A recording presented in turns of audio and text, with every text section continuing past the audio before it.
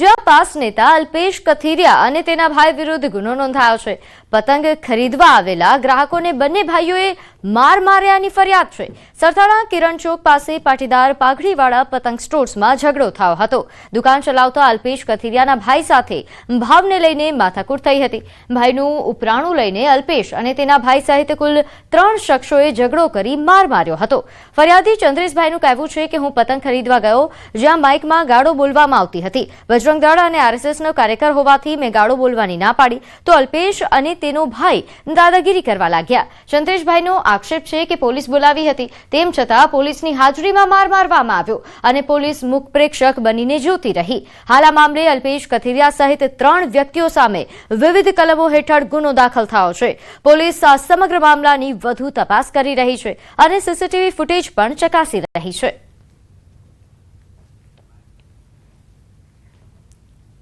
Allows કર્યું અને allows કરીને 2-3 ગાળું બોલી એટલે અમે ત્યાં ગયા કે ભાઈ તમે ગાળું ના બોલો। એટલે ત્યાંથી અમને એમ કીધું કે કંઈ નહીં ભાઈ, અમે સવારના થાકેલા છીએ એટલે અમે અમારથી ગાળું બોલાઈ ગઈ। મેં ઘટના સ્થળેથી પછી હું જતો રહ્યો। અલ્પેશભાઈ કથિરિયા ગાળો ગોલોજ કરવા માંડ્યા મારી હારે, એટલે મેં મારા મોબાઈલ કાઢીને મેં વિડીયો બનાવતા એને કીધું મેં અલ્પેશભાઈ મને ગાળું બોલે છે। અલ્પેશ કથિરિયા મારો ફોન જોટીને અને મને 2 થી 3 લાફા માર્યા। પછી એનો ભાઈ પાછળથી આવીને મારા વાળ ખેંચ્યા અને મારો મોબાઈલ પાડી દીધો। મારો 4 થી 5 PCR હતી, તોય મને કોઈ મારો बचाव करवा कोई नहीं आया। पतंग के स्टॉल में मारामारी का घटना सामने आया है।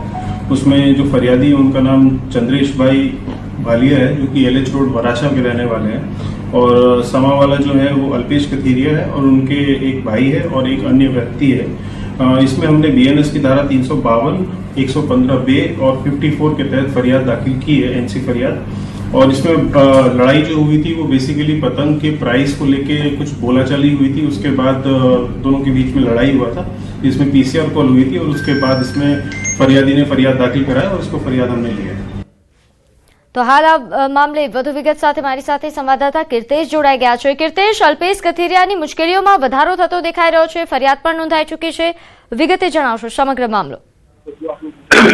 બિલકુલ, અલ્પેશ કથિરિયા પાટીદાર આગેવાન હોવાને લઈને સુરતના સરથાણા વિસ્તારમાં એક પાટીદાર પાઘડી નામની દુકાન ખોલી હતી, જ્યાં પતંગનું વેચાણ થતું હતું। કહી શકાય કે 13મી તારીખે ચંદ્રેશભાઈ નામનો વ્યક્તિ ત્યાંથી પસાર થતો હતો, માઇકમાં ઘાડાગાડી થતી હતી। પોતે બજરંગ દળ અને RSSનો કાર્યકર્તા હોવાને લઈને તે સમજાવવા ગયો હતો। બસ આટલી જ વાતને લઈને અલ્પેશ કથિરિયા અને તેના ભાઈ મિલન સહિત અન્ય વ્યક્તિઓ તેના પર તૂટી પડ્યા, તેને માર મારવા લાગ્યા હતા। ચંદ્રેશભાઈ ઘટનાની તાત્કાલિક પોલીસને જાણ કરી, પોલીસ બોલાવવામાં આવી। 4 કરતા વધુ PCR આવી ગઈ, તે છતાં પણ પોલીસની હાજરીમાં યુવકને માર મારવામાં આવ્યો હતો।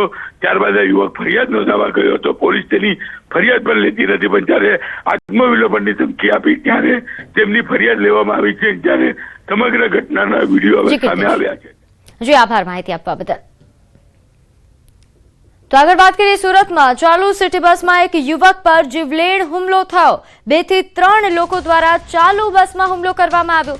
સુરત પાલિકાની 104 નંબરની સિટી બસમાં આ ઘટના બની, જ્યાં ચપ્પુ વડે હુમલો કરવામાં આવ્યો। મોબાઈલ ચોરી કરવા માટે આવેલા ઇસમો દ્વારા હુમલો કરવામાં આવ્યો હતો। સ્થાનિક લોકો દ્વારા તાત્કાલિક યુવકને મદદ માટે આવ્યા હતા, ત્યારે યુવકને હાલ તો સારવાર અર્થે હોસ્પિટલ ખસેડવામાં આવ્યો છે। ઉધના પોલીસે ઘટનાને લઈને તપાસ હાથ ધરી છે।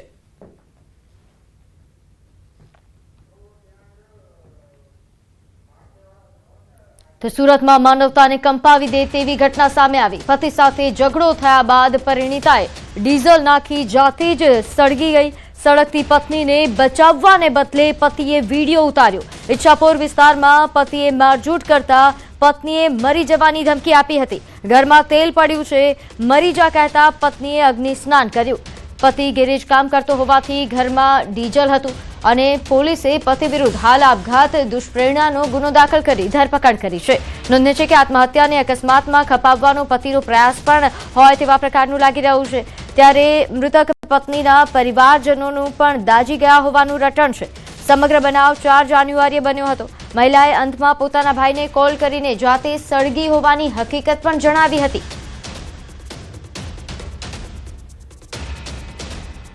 તારીખ 4ના રોજ પતિ પત્ની વચ્ચે બાળકોના લઈને જે ઝઘડો થયો તેના પરિણામે પતિ દ્વારા તેઓને મરણ જવા માટે દુષ્પ્રેરણ આપેલું હતું, મરી જવા જણાવેલું હતું।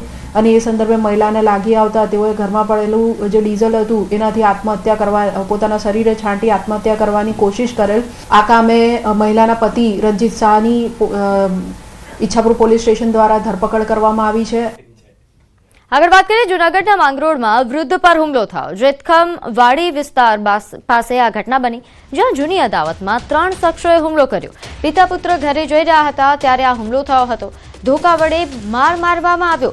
પુત્ર જીવ બચાવીને ભાગ્યો. જોકે ઇજાગ્રસ્તને હાલ જૂનાગઢ ખસેડવામાં આવ્યા છે. ઘટનાનો વિડીયો સામે આવ્યો છે. 3 શખ્સો સામે હાલ પોલીસ ફરિયાદ નોંધાઈ છે.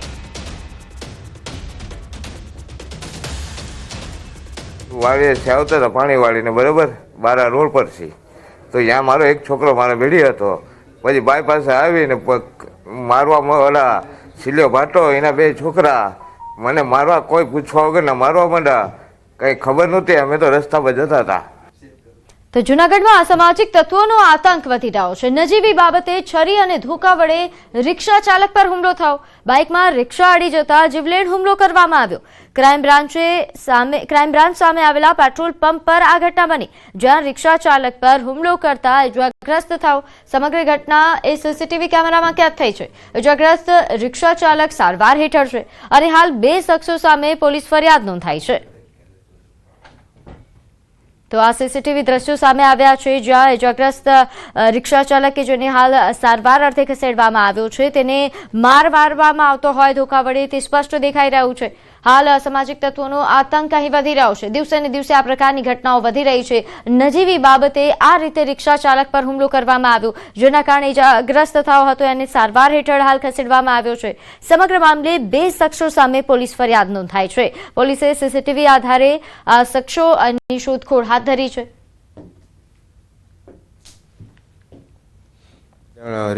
રિવેશ લેતો હતો ગાડી, એમાં 2 જણા આવ્યા પાછળથી મારા, ને મને કે દેખાતું નથી અમને, તેમને જેમાં આમ ગાળું બોલવા માંડ્યા. તો હું નીચે ઉતર્યો તો મને પાઇપ વડે મારવા માંડ્યા એ લોકો. તો મેં પાઇપ પકડી લીધો ને તો પછી એ લોકો પાઇપ મૂકીને ભાગી ગયા.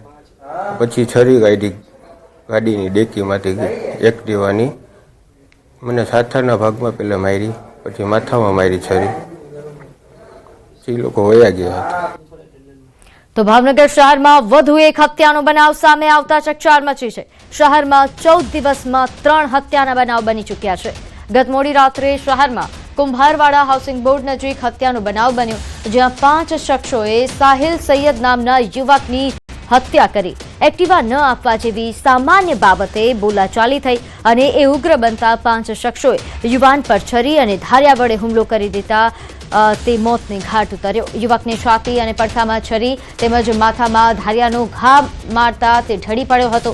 બાદમાં આરોપીઓ ધોકા લઈને તૂટી પડ્યા હતા. ગંભીર હાલતમાં તેને સારવાર અર્થે ખસેડવામાં આવ્યો, જ્યાં યુવકે દમ તોડી દીધો. આ મામલે બોરતળાવ પોલીસે 5 આરોપીઓ વિરુદ્ધ ગુનો નોંધી શોધખોળ હાથ ધરી છે. ઉલ્લેખનીય છે કે 14 દિવસમાં ભાવનગરમાં હત્યાની આ 3જી ઘટના છે. શહેરમાં અસામાજિક તત્વોને પોલીસનો ડર ન હોવાનું સ્પષ્ટ દેખાય છે. એની ચાવી માંગી, એ ચાવી ના દેતા એ લોકો ઉશ્કારા 5 જણા આયા અત્યાર કરે. એક આયા છાતીમાં માર્યો, એક સાઈડમાં આયા માથા ઉપર માર્યો, એક પડખામાં માર્યો. એ 5 જણા હતા, એમાં 3 જણા એની માથે બેહીને ઘા કરી ગયા. નદીમ ને એ બધા મારવા આવ્યા હતા, ને એના કાકા ને 2 એના ભાઈઓ ને એના હાદુભાઈનું તો નામ નથી આવડતું ભાઈ. ને અમારા ભાઈને જેમ ફાવે એમ ગાળું દીધી ને ગાડી બાબતથી થયું છે, ગાડી માંગીને એમાં હત્યાનો બનાવ બનેલ અને પોલીસ દ્વારા તેની જે મોહિનભાઈની ફરિયાદ લઈ અને ગુનો દાખલ કરેલો છે. પીઆઈસી ચૌહાણ દ્વારા આ તપાસ ચલાવી રહ્યા છે અને જે છે આ કામના જે 5 આરોપીઓને નાઇટમાં કોમ્બિંગ કરી અને પોલીસ દ્વારા હસ્તગત કરવામાં આવેલા છે. અમરેલી વિધાનસભાની વિદ્યાર્થીનીઓની કથિત છેડતીનો મામલો. વિધાનસભાના નિયામક ગિરીશ ભીમાણી વિરુદ્ધ વિદ્યાર્થી સંગઠનોમાં રોષ છે. અમરેલી બીસીએ કોલેજ કેમ્પસમાં એબીવીપી દ્વારા વિરોધ પ્રદર્શન કરવામાં આવ્યું. ગિરીશ ભીમાણી વિરુદ્ધ કડક કાર્યવાહીની ઉગ્ર માંગ છે. અહીં ભીમાણી વિરુદ્ધ સૂત્રોચ્ચાર કરી વિરોધ પ્રદર્શન કરવામાં આવ્યું હતું. તો અમરેલીમાં કે જ્યાં વિદ્યાર્થિનીની છેડતી અંગે હાલ આ રોષ જોવા મળી રહ્યો છે. ગિરીશ ભીમાણી વિરુદ્ધ વિદ્યાર્થી સંગઠનોમાં ભારે રોષ છે, જેના કારણે તેમના દ્વારા વિરોધ પ્રદર્શન કરવામાં આવ્યું. અહીં સૂત્રોચ્ચાર કરીને વિરોધ દર્શાવવામાં આવ્યો હતો. એબીવીપી દ્વારા વિરોધ પ્રદર્શન કરવામાં આવ્યું. વિદ્યાસભાની જે વિદ્યાર્થીની છે તેની સાથે છેડતીની ઘટના બની હતી, જે બાદ આ પ્રકારે વિરોધનો વંટોળ દેખાઈ રહ્યો છે. ગિરીશ ભીમાણી કે જેમના દ્વારા છેડતી કરાયા હોવાના આક્ષેપ સાથે કડક કાર્યવાહીની માંગ કરાઈ રહી છે.